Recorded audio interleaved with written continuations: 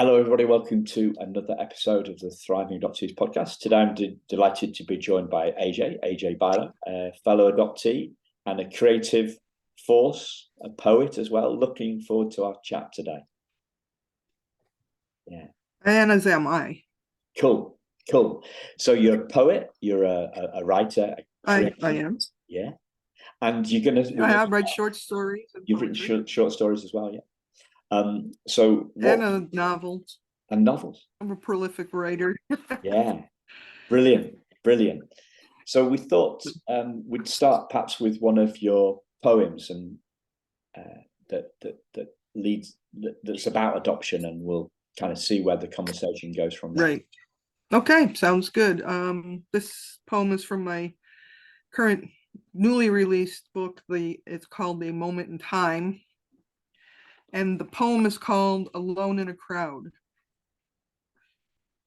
Hidden long before I was born, physically removed and to secrecy sworn.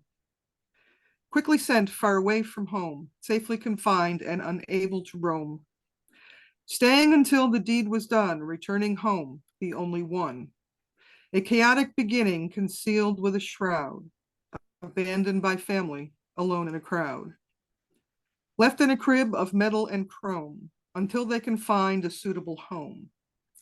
Left alone with life changers, given away to perfect strangers. Strangers who quickly change my name to make legal their parental claim. With new records, I am disavowed. With new family, alone in a crowd. Although they call themselves my kin, I never feel like I fit in. We did not look anything alike, always feeling, take that back, knowing since I was a tyke, we did not look anything alike. Always feeling out of joint, I always seemed to disappoint. I never seemed to make them proud, leaving me feeling alone in a crowd.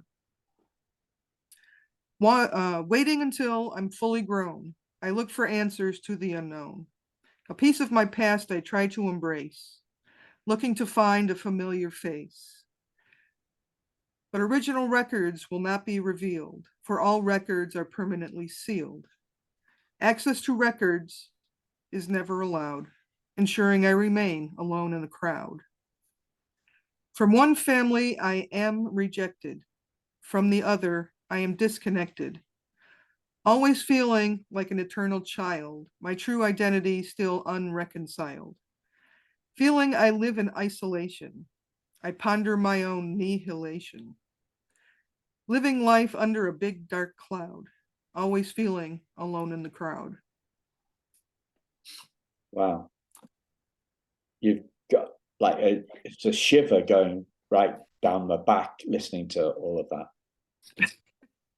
It's so powerful.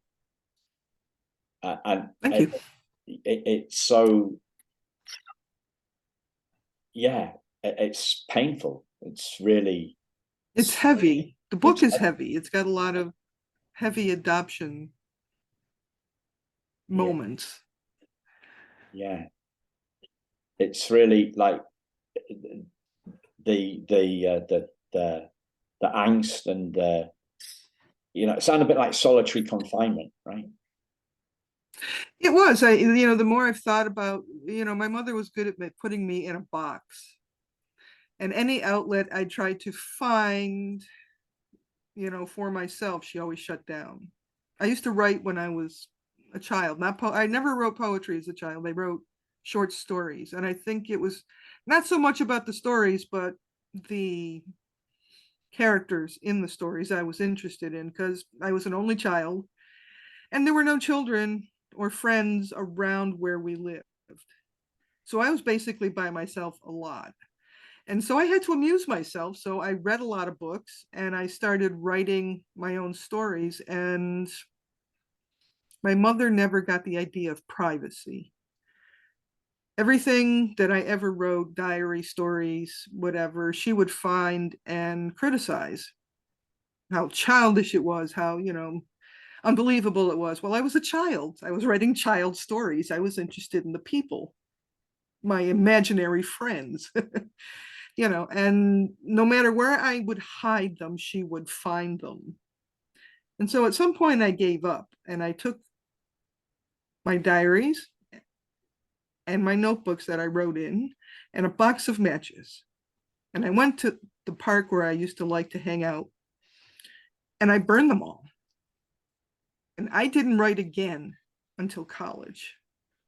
When I was forced to by a professor for a course I was taking, we had to write a journal. And that just terrified me, that somebody else was going to read what I was going to write for a grade. And it was in my major, so there was no way out of this.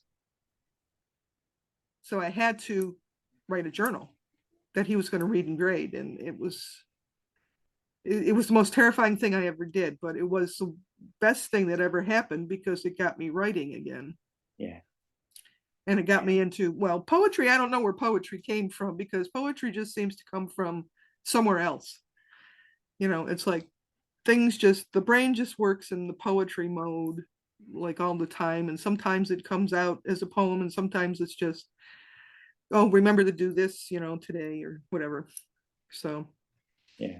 So that's where a lot of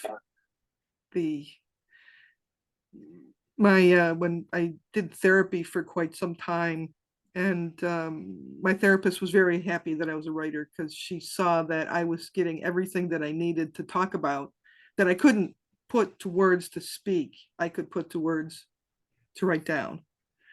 So it was like my therapy to come out of my box that I got put in. Yeah. Freed. Yeah. Because you captured you captured both the relinquishment stuff and the adoptive mum stuff. It's we have a lot of people on the show who have had somebody called my own adoption benign the other day, and I don't know quite what does, but it seemed like okay or good. What does benign mean? Like it's not harmful. What does it? What does didn't cause any harm? It shouldn't be a big deal. Move on with your life. That's what everybody who's not adopted says. Yeah. Oh, you had a wonderful family. What are you bitching about? Yeah. Actually, it was another adoptee. Oh wow. Yeah. I think she meant an okay. I think she meant an okay experience. Now I've heard the benign.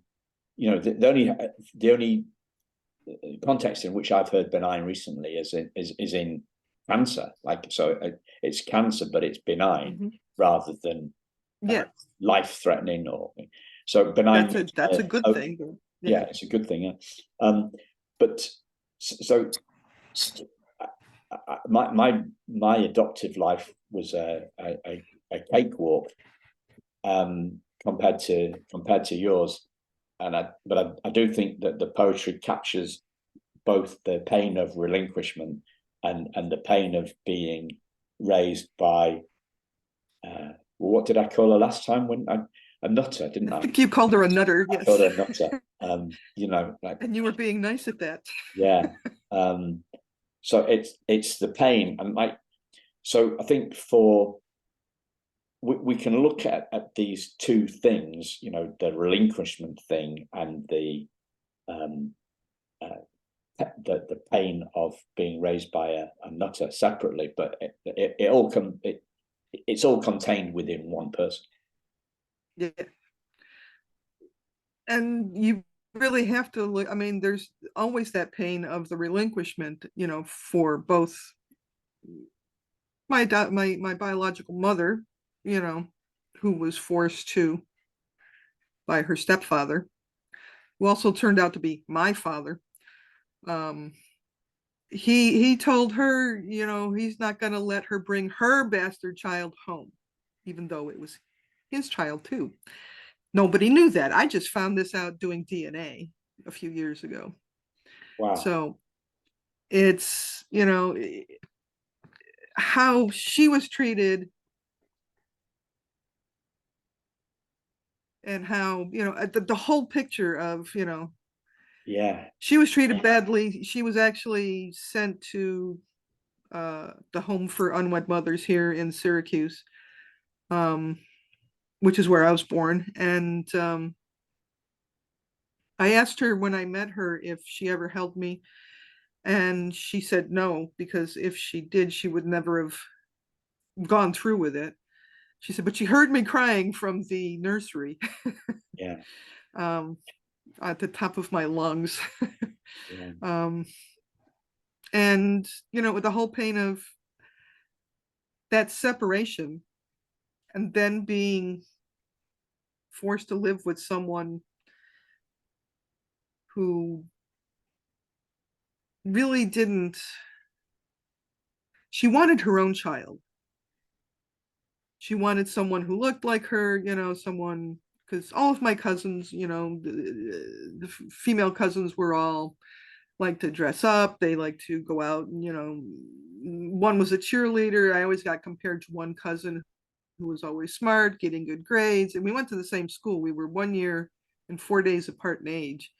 And I was always compared to her. I don't know if she ever knew that, but, it was always, why can't you be more like this person? And so it was always, not only growing up being told how worthless I was by my mother growing up, but, also being compared to other cousins in the family. Why can't you be more like them? So she wanted a child of her own. And I just put this in just finished off a short story. And the idea of, she wanted her own child, not somebody else's hand me down, because she always taught, she grew up in the Depression, and she was the youngest girl of six. And so she always got the hand me down. So she wanted a child of her own, not somebody else's. But she took me anyway, because they told her that I would be this malleable little baby who she could, make into anything, which didn't happen, No. obviously. Um, So you talked about, before we started recording, you talked about a big aha moment at your your adoptive mother's wake. Wake, yeah. It was everybody who was coming in. My mother was well known in town from work, and she had a very big family. And so everybody was coming, and as the line, if procession is coming by, they're all, how wonderful she was, and how much she loved me, and how much she was proud of me and what I had been doing, and all the things that I've done. And she and I just looked at these people like, who are we talking about? Are we talking about the same person? Because, she never once, ever, in my memory, ever said, I love you, or I'm proud of you.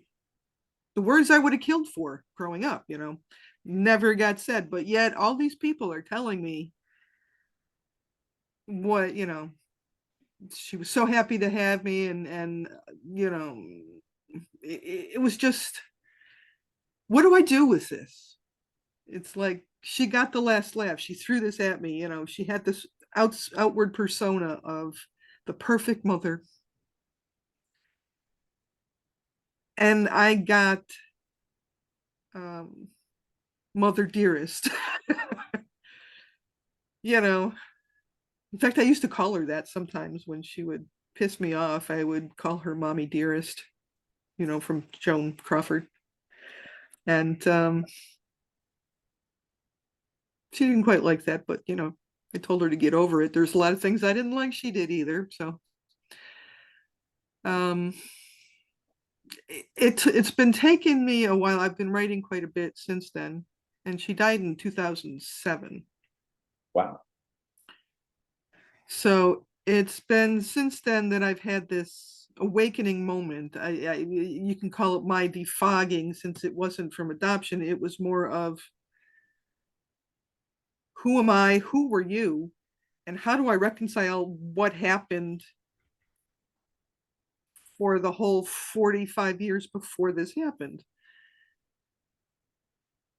So I've been sort of writing poems and a lot of short stories. I tried working on another novel, but it seems like the short stories I can cover more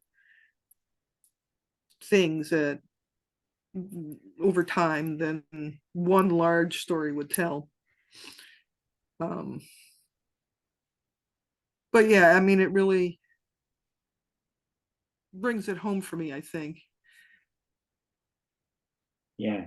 And I've since that time, since my father died, I've not heard a word one from any of my cousins, except for one who called around Christmas time one year to see if I was still alive because her sister sent me a Christmas card and it came back. She wanted to know if I moved. I said, no, haven't moved, still the same place, 25 years now. And I've heard from nobody since. So I'm assuming I'm just alone in this little journey of mine with me and my spouse and our critters, fuzzy critters. So tell me more about the awakening moment. What did you wake up to?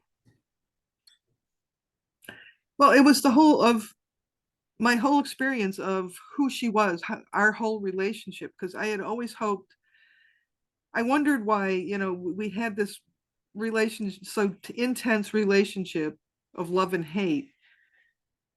And I thought at first, I didn't think I would cry when she died, and I did unbelievably. And it was not so much grieving her, but grieving the loss of what might have been.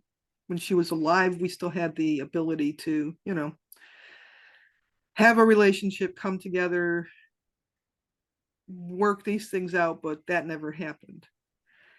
And so I really did a lot of searching as to who I was, because I sort of let her define who I was because I was stuck and didn't know. I mean, yeah, even if I left home, I was still stuck with her because there was always things that I mean, in the other poem, it will tell you one of the things is, I moved out as soon as I could, but one thing was I learned is you can never move far away enough because there's always, we need this, we need that, come here, take care of it for us. And it didn't matter where I moved, it always came. Um, I think it was, I had to find my way. Yes, I was free, but I didn't know how to move on. It had been this whole life of being here, and now I'm outside of it, but I don't know in what direction to go and what to do now. So I had to learn all over again to stop playing the voices, her voice in my head of you can't do this or you can't do that or you're not good enough for this or not good enough for that, and had to just, if I wrote it down enough, I would believe it. And that's the process I just been going through. And that was also the last time I saw my biological family. Um, my birth sister had a brain tumor, and I was basically taking care of my adopted parents, literally. And she had, our mother and aunts and uncles and anybody who would be there for her. And my parents just had me. So when she wanted all this attention from me, I said, I've got to take care of them, like it or not. And she's like, not my problem, hung up on me. I've never heard from them again. And um, I haven't heard from any of them ever again. They came to the wake because I called my birth mother the day. She was actually the first person I called to tell her that my adopted mother died, because her mother died not a few years before that, and I was there for her. I was hoping she would be there for me. And they came, and after that, they just like poof, disappeared and moved to another state. So Yeah. I sent her a birthday card one year and it came back undeliverable. Forwarding address expired. Weird. So yeah, well, that was them. So I took the little yellow sticker and put the card with the sticker inside a bigger envelope, wrote the address that was on the sticker, sent it off in the post, and I'm assuming she got it because it didn't come back a second time. So Yeah. So we'd like to read the second poem. sure.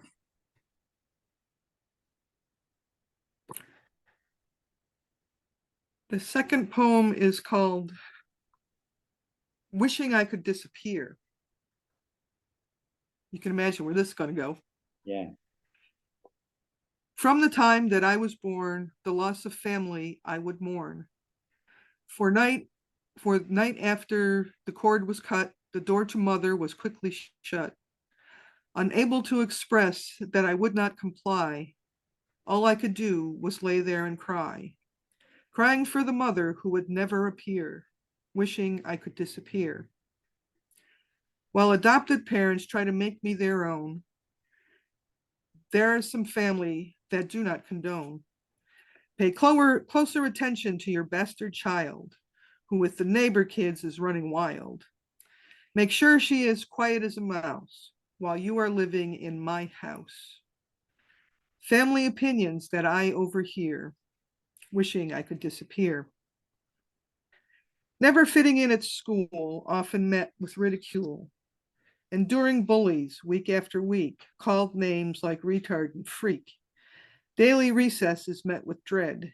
Playing dodgeball, they aim for my head. While other children snicker and jeer, wishing I could disappear. Coming home as a latchkey kid, for a few hours I felt safely hid. Making myself a little snack, in the silence I can sit safely back. After a bit of TV time, I prepare food for supper time. To the standard recipe I must adhere, wishing I could disappear. But life is seldom great at home amongst those whom I share no chromosome. Reminded often I'm not much like them, differences they often verbally condemn. If you ever bring our family shame, I will send you back from whence you came. To my own mother I cannot endear, wishing I could disappear. Coming late to the dating game, my own shyness I overcame. Finally, I had fallen in love with someone I set high above. Family you thought knew you the best turned their backs in their protest, coming out to say I'm queer, wishing I could disappear. Never let there be any doubt. As soon as I could, I did move out. What I learned to my dismay is I could never move far enough away. Anything they needed to fix or install, I was expected to be at their beck and call. Over my life, they still domineer, wishing I could disappear. Trying to make life on my own, keeping my nose to the grindstone, finding something I love to do, something I can grow into. But often I am interrupted at work, often enough to start to irk. They need more help, that is clear, wishing I could disappear. As they continue into old age, from the world they disengage. Alzheimer's slowly destroys the mind, leaving a frail old body behind. The other has a leaky heart who refused to fix it from the start. To take care of them, I gave up my career, wishing I could disappear. Having done what I had to do, I must now start my life anew. But even though they did depart, I have no idea where to start. I know my life must go on, but what that means seems woebegone. Wondering where I can go from here, wishing I could disappear.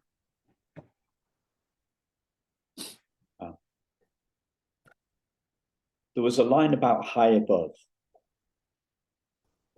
What was that? Way above. High above. About I 2/3 don't of the way. remember. High above. Oh, I had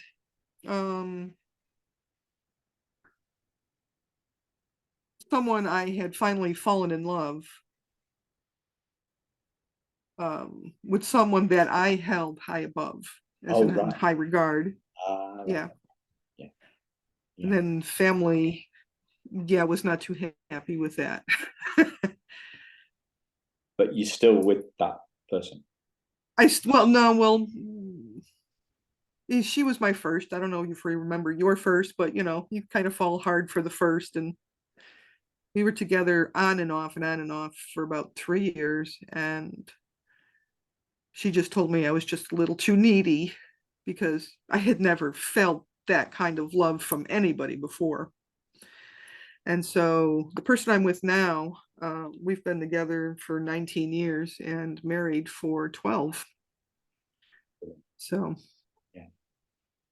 can't imagine living my life with anybody else. So don't care what family thinks anymore. So how long did you write the poem Wanting to Disappear? How long ago was that? Oh, probably about, I don't know, 5 years ago, maybe. Yeah. 4 or 5 years ago. Yeah. It's hard And to, because I write them all in a written, of course, all good, written on the typewriter, and then I have a journal which I write them and date them all in. But I would guess, yeah, about 4 or 5 years ago. and It's one of the is, newer ones I've done. and was that where you were then, or was that a summation of where you'd been before? I think it's a summary of where I was before. Yeah. Yeah, let's see, my father died in 2015, so yeah, it would probably been just after he died, probably when I wrote it. And Because now they're gone, and I still don't know where to go and what to do, and I just felt stuck. So where are you now? Do you still want to disappear? sometimes people, you ever felt the need to just want to run away? Yeah, I Not the didn't know same as that. wanting to disappear, because that is just wanting to just like not exist, disappear. Yeah. That's what that disappear is about. But there are sometimes when I just want to, like take off. People want things, and they always call when they want things, not to just check up, say hi, but it's like sometimes I just want to go somewhere where nobody knows my name, start life all over again. Well, Not as much as I used to, but still. yeah. Because there was you chose your name, right? I did, AJ Bialo. I chose that name. As soon as my aunt, who I'm taking care of, who's 98, dies, I'm going to legally change it to that, because right now everything is tied in with her as far as doctors and legal papers and all of that, power of attorney, and it would just be so much at her age of 98 to just change it all. She'd probably die before I changed it all, so I'll just wait a little bit longer. And AJ Bialo is the name that I chose. I dedicated the book to both of my maternal grandfathers. My biological maternal grandfather was Armand Joseph, hence AJ. And my adopted mother's last name was Bialo, which many of us younger generations shortened to Bialo. And that is the name I just, in some ways, in the dedication, it's like without the two of them, I wouldn't be here. Without Armand, I probably wouldn't exist, because things would have played out differently had he lived and taken care of his family. The stepfather would never have shown up, and things wouldn't have happened. Yeah. And then the way I was raised, of course, came from the way my mother was raised. I don't think anybody was all that warm in either family. They all drank. My adopted grandfather during Prohibition used to make his own gin, um, and distribute it amongst the neighborhood, from what I heard. So it's a combination of who I am. Never liked my legal name, and I don't see going back to my adopted name. That's something that's Yeah. in the past. That isn't really a part of me anymore. But you've taken some power back though with your name, is it? I have, in that respect, yeah. I've decided this is who I am, and I'm comfortable with me finally. And it's a name I'm comfortable with. I cringe when people call me by my legal name. Yeah. I've never liked my mother named me Susan. I've always hated that name, especially because everybody calls me Sue. And there was, I was always the tomboy, so it was the boy named Sue song. I don't know if you've heard of that one. Yeah. I'm sure you have. Yeah. So yeah, this is who I am. And this is, I don't want to go, my adopted parents took enough from me. I don't want to go into my afterlife with their name or their attachment. I want to be able to put that aside and just be me, both sides. So you're comfortable with your name when you're comfortable with you. I am pretty much, for the most part. I'm comfortable with me and the process that, of how I'm going about it, what I'm becoming, who I'm becoming. I think I am, yeah. It took a long time to get there. Now that I'm 60, I'm finally getting there. But better late than never, I guess. Yeah. So you talked about aha moments. With the aha moments in the along the steps of becoming comfortable with you, Mhm. what were there some epiphanies, some aha moments that went off, or what did the because you described me in a very painful trip, and the poems put a very set up a very bleak picture out, and yet somehow, as you say, better late than never, you've found a place of comfort with yourself. What was it that led to that, I think? I think it was mostly, I don't care at this point anymore what other people think of me. Probably why I haven't seen my family in a decade, but this is who I am. Either you like me or you don't. Either we're friends or we're not. If we're not, move along and I will move my way, you move your way. And I've got things I want to do. If you don't like my direction, then go your own direction. I've just become that. I'm tired of trying to be the people pleaser that we adoptees always seem to be forced to be. I'm done pleasing other people. I'm finally just content with being who I am, writing, and I also I do a lot of carpentry, so I'm happy with who I am and what I do.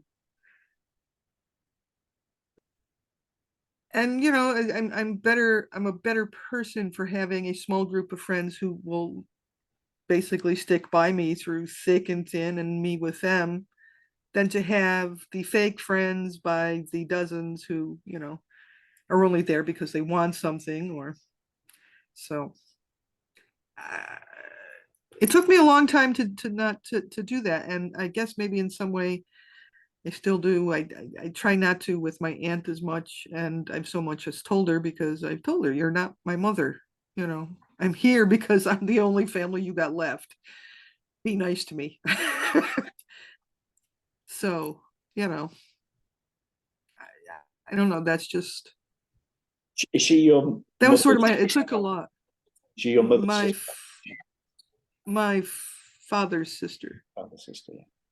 She's the only one left of all the aunts and uncles. Yeah, I'm surprised, because on my father's side of the family, everybody died young from heart disease.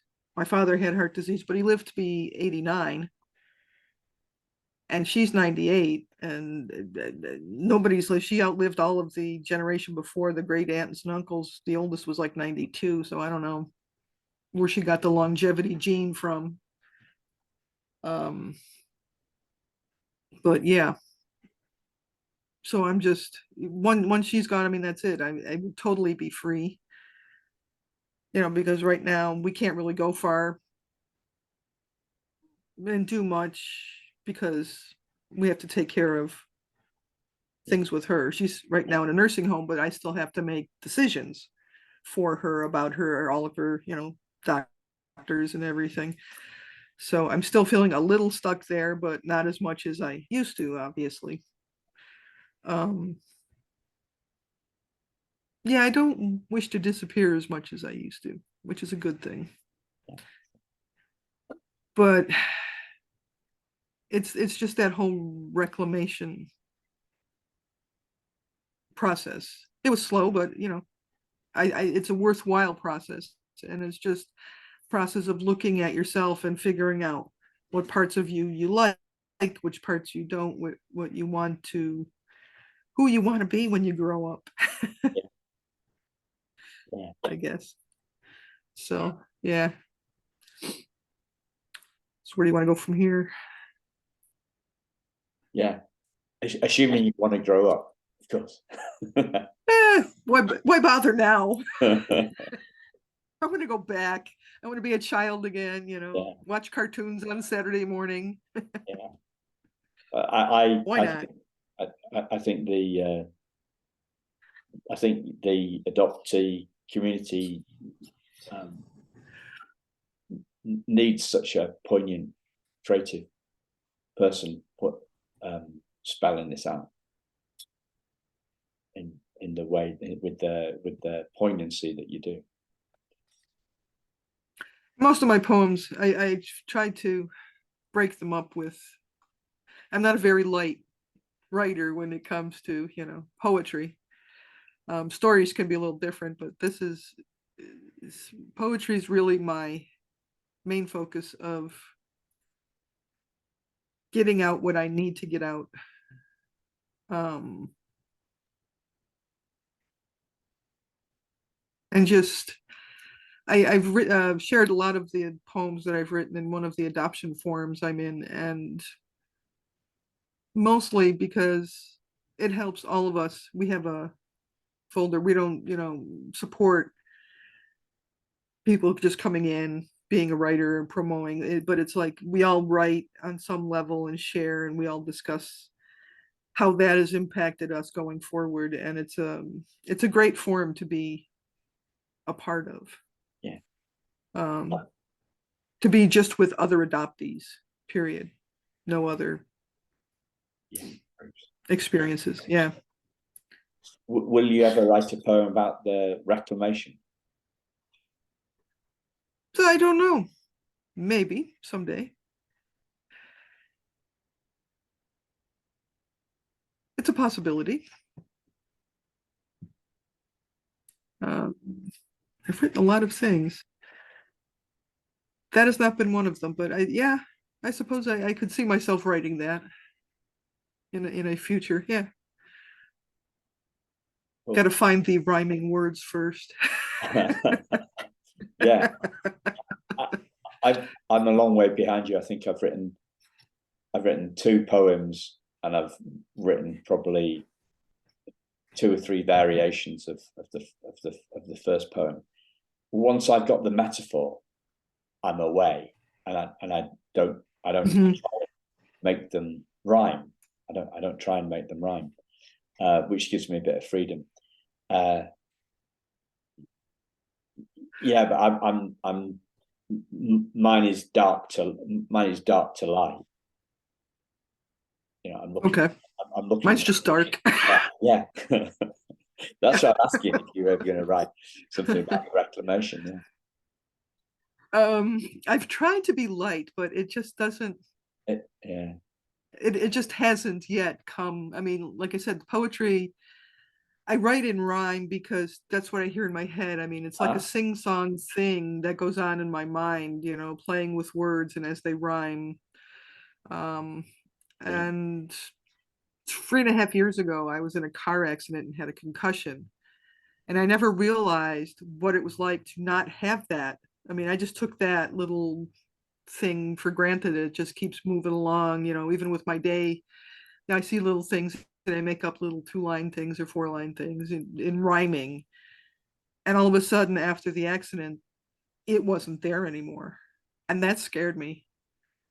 It took almost a year to be able to start hearing that in my head again, for the concussion to subside enough to get back in that flow. But that's been sort of slow. Even now, I mean, I've not usually one to rely. I have a rhyming dictionary to help out from time to time. And for the most part, I don't use it, but there have been times when I start losing words since the accident and the concussion.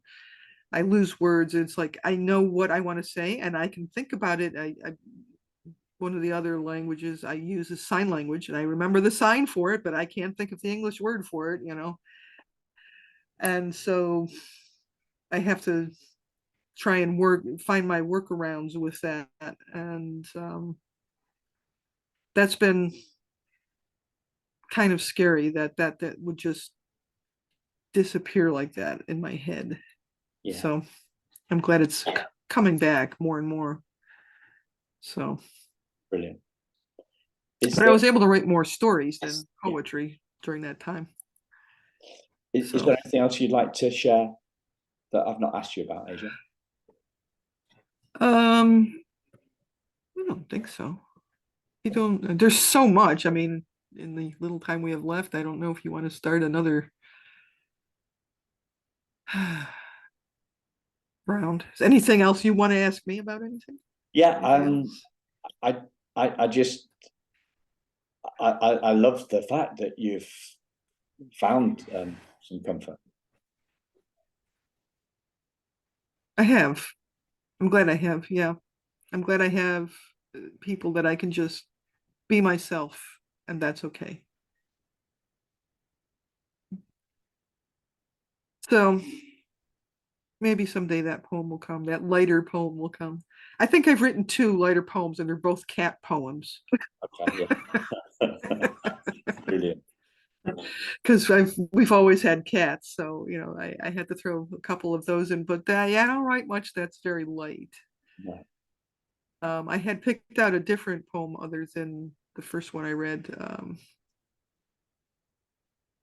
had 2 others that I had thought of, and they're much deeper than what I read. One of them is called The Black Hole Blues, and that is about depression and what it's like to be in that bottom of the black hole and not be able to find your way out. I think I've suffered from depression ever since I was a kid. Just never recognized it as that, you know, until we get older and have labels for these things. But yeah, it took me a while. I even, there was another one I had thought of and I thought, nah, no. Okay. Mostly because in writing, I sort of like the word woe begone, and I used it in this wishing I could disappear, and I didn't realize when the first poem that I picked, I also used it in that poem. I'm going, yeah, no, we can't use it twice. That's not a very common word. So we picked something else along the way, but yeah. The only thing would be the cover of the book is actually my birthday. Wow. This is, I didn't buy any new copies yet. This was the author proof that I got from Amazon, not for resale. They put it on there. So yeah, I had to go through and redo things. But the whole clock was built on the old 13-month calendar of 28 days. And amazingly enough, I was born in the Chinese year of the hare, in the old month of the hare, on the 8th day at 10:36 in the morning. So this is like my birthday on the cover. I thought it was be a moment in time. Yeah. We'll put a link in the show notes. Okay, that would be great. And I need to send you the picture. And Brilliant. yeah, Thanks a lot, AJ. thank you. Thank you, listeners. I really enjoyed myself. Thank you. Good on you. I enjoyed myself too.